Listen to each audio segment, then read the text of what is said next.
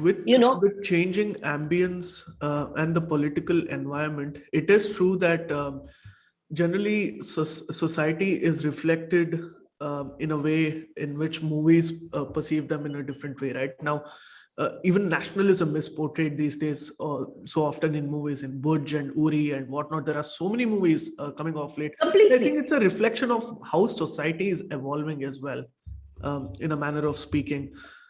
And if I may ask you one more controversial question, now there are a lot of films based on Mahabharata and Ramayana, and this entire debate has been going on whether these are distorted stories or are these acceptable versions or things like that.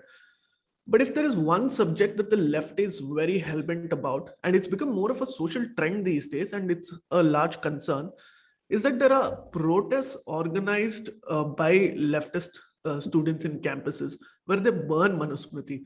They say that it represents a very casteist, patriarchal value system that the Hindus represent. Um, what do you have to say about this? Because this is such a controversial subject. I thought it's best that I ask you since you're so articulate.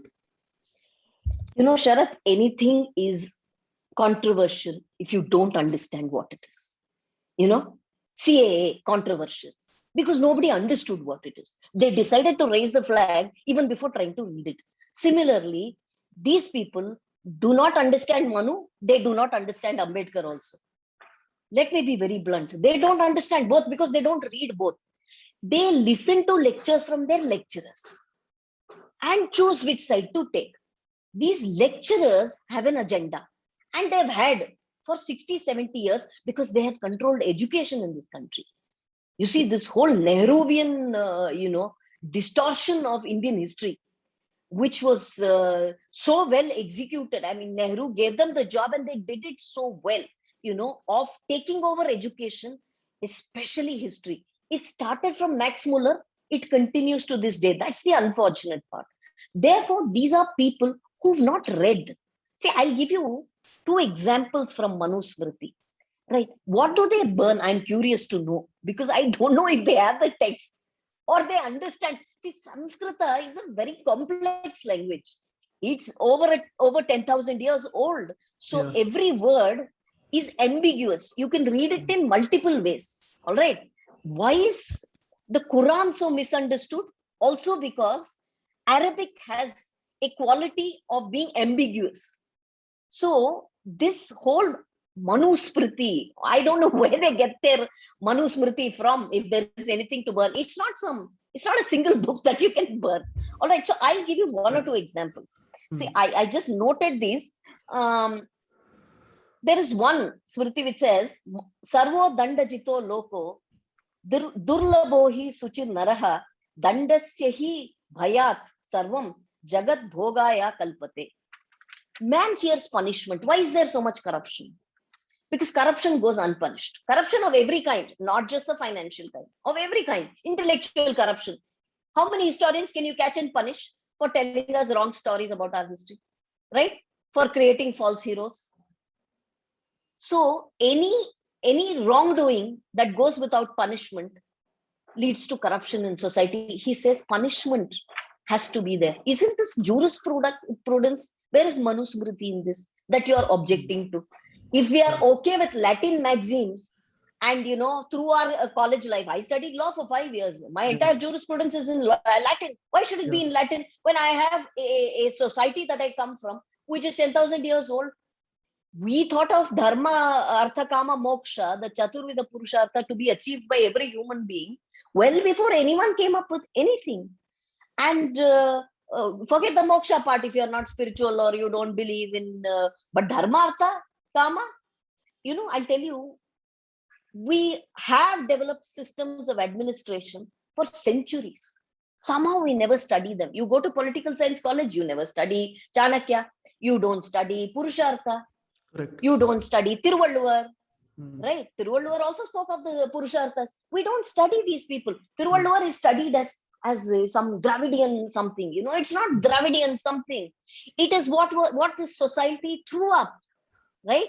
As a civilization, whether it was, the Cholas, the Cheras, the Pandyas, the way they expanded, or like I said, the purushastas that are to be achieved, or you have Shanti Parva from the Mahabharata, where there is a Raja Dharma that is explained.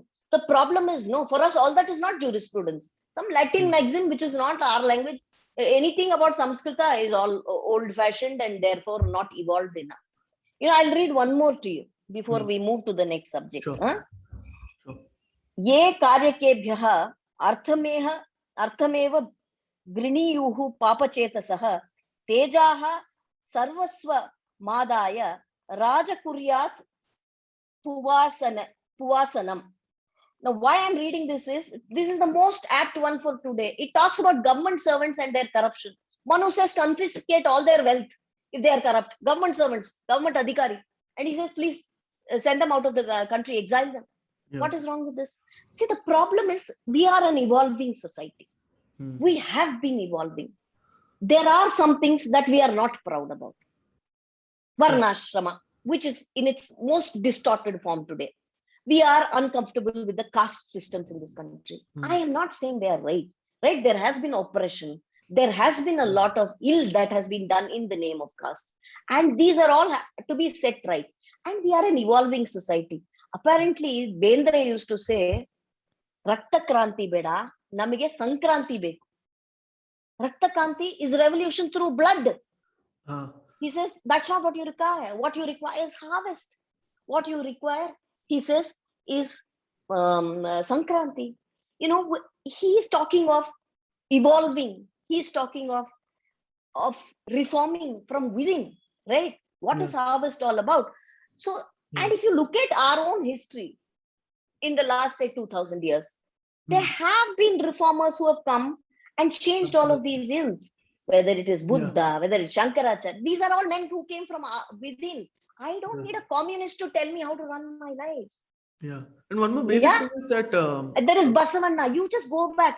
I don't know how many feminists know. I will read out 5 names. I had to say these things. I feel sometimes these things get left out. I don't know how many feminists know all these women. They were women who broke every convention in their times. Right. The other word that Bendre used was Utkrant, which means evolution. He said not Rakta Kranti, but Utkranti.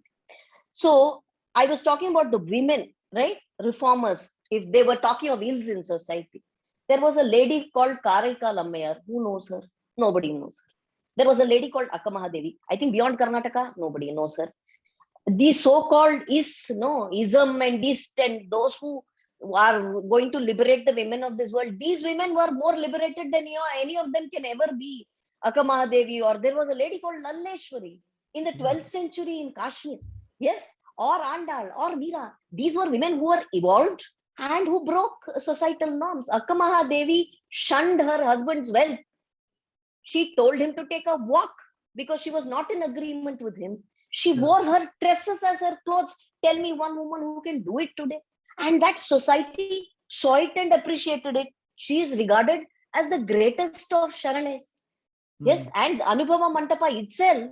Right. I mean, is there a greater example of a parliament where there is free speech, where people, where men and women sit together and discuss? So there you have it. I think somewhere we fail to recognize that from within. And there is a tag attached to Manu. There is a tag attached to Brahmins. There is a tag attached to Vedas and shunned. Thanks to Max Muller. Please remember to subscribe to us and switch on the notifications for this channel. For our other social media links, more content, and to support our work, please visit citti.net.